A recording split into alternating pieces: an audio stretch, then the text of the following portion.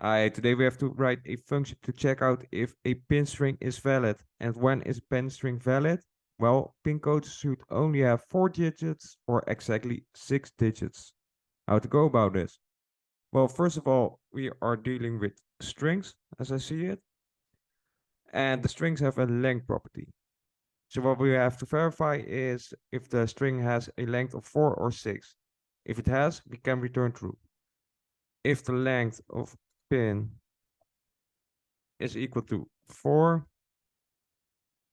we can return true.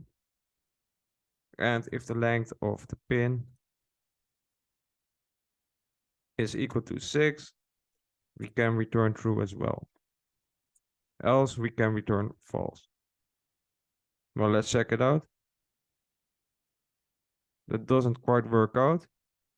We have a negative number here.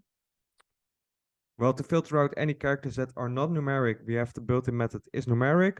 As you can see here, it checks if all the characters in the string are numeric, and if there are any other characters, it will return false.